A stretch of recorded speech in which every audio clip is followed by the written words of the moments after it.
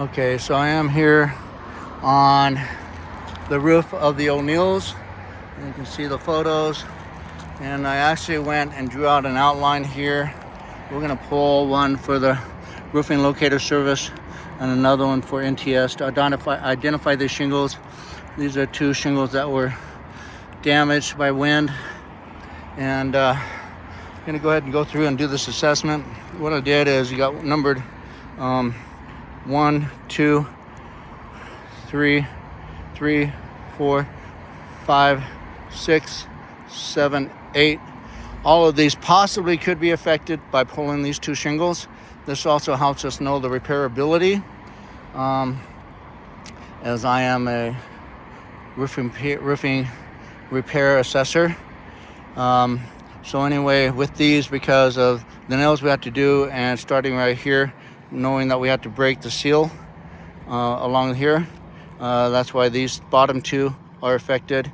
And then, of course, one's on either side of the bottom one is not there that we have to pull. But in making these happen, this is what we need to do. So if I go up here and here, okay, that's what we need to do. So, all right, here we go. So what I'm gonna first do is just start from the top down. And this doesn't have very much, as you can see, granules that are there, but I'm going to remove any loose granules, okay, and push them down on this. Okay, so we can identify it. Today is probably in the 60s, it might be closer to the 70s weather-wise. Perfect weather, not too hot, not too cold to do a roof, let alone also do a repair assessment. So let me go ahead and get this done. Forgive the heavy breathing, as I shouldn't be this out of shape, but I obviously am. Here we go. You can see some of those granules that are just loose there coming down, and a little bit of the chalk coming off. But going along with this, I think it helps us understand what we're looking at on these shingles. On these bottom ones, we don't need to go all the way over because we're just breaking the seal. Actually, not so much here, but needing to break the seal up here. So I should have actually, this one right here, this should be number 1, and this should be number 2. So just realize we needed to move those up a little bit. That's my bad. Okay. All right. So one thing I did and am using on this is a low profile crowbar to break the seal on these. And so, but before I do that, I want to go through and just look at the laminates on these, just so we can see whether they're still adhered on these or not. Okay. Take a little bit of time to do this, but always better to be thorough. That one's up a little bit, but if you have a laminate, we have a laminate here and a laminate that goes through the middle of this, as we can see on these two that have blown off. So we got a middle seal and a lower seal. So we have 2 strips of laminate there. And so let's go through here. It looks like these are all down, okay, and identified. Okay, this is the damaged one, so I'm not really concerned about that. So what we have here,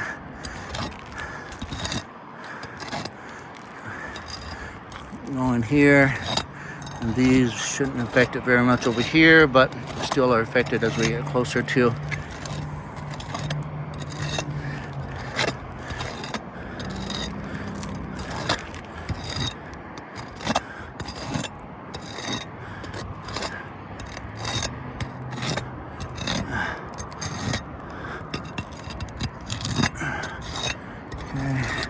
So none of these undamaged ones have any broken tabs on them.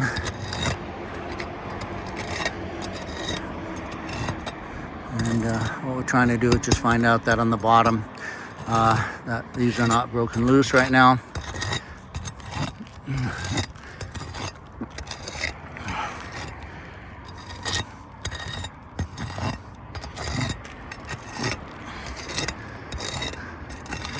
All right. Well, knowing that we have 10 shingles here, we're almost there. There we go.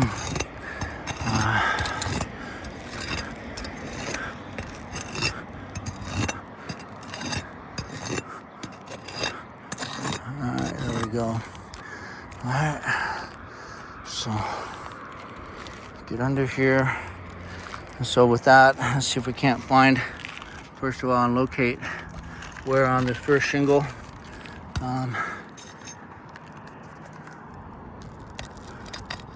Let's break these seals.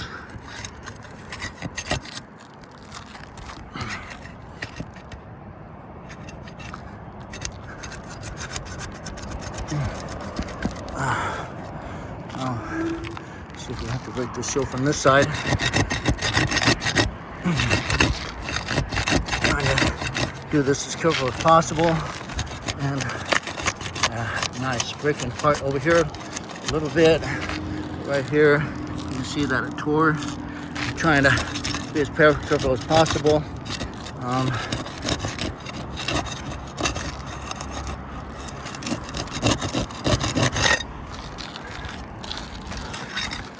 Maybe I'll call the other adjuster, or the adjuster that's here, over. I want him to see this as I'm doing the best I can on this. And these are continually not coming loose. It has 2 or 3 spots per shingle. There we go. Damage it right there. Also,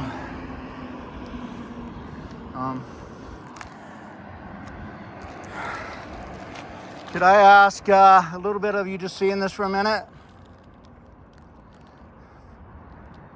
And if you want me to do this off camera, I can. I have no problem with that. This is obviously a very good adhesive shingle, and trying to break the seal, even though this is one that's being replaced, I'm having a hard time breaking the seals. I have a low profile.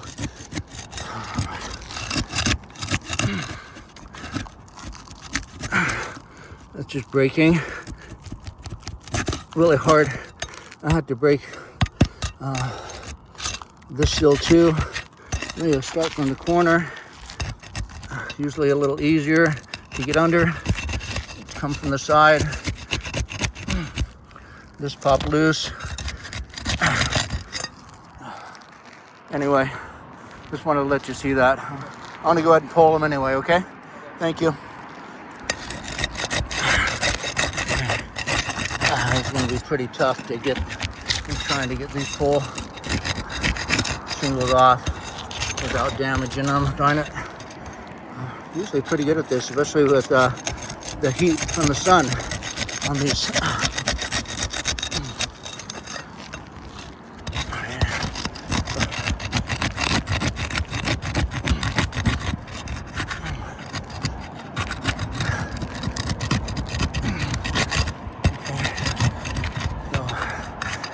So I'm gonna stop this here and just take some photos afterwards, because these 2 rows of shingles are not coming off very easily. Thank you. So my first assessment of this was correct. I was pulling this shingle out here. This 1 and 2 is correct.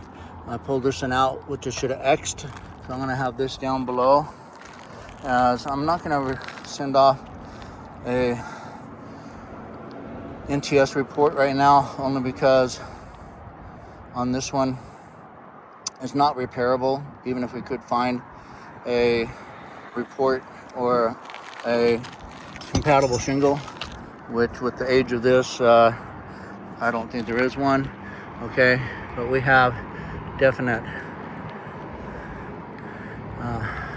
nail pull here Okay, here we have material transfer. Okay, we got a nail pull here. Okay, half of a nail pull here. Okay, and then down below, which I'll show on the other side, this looks like a temp. So this M0061 is definitely hasn't been available for quite a while. Okay, but we can go here and see not only material transfer here, okay, but major damage here, here, and here.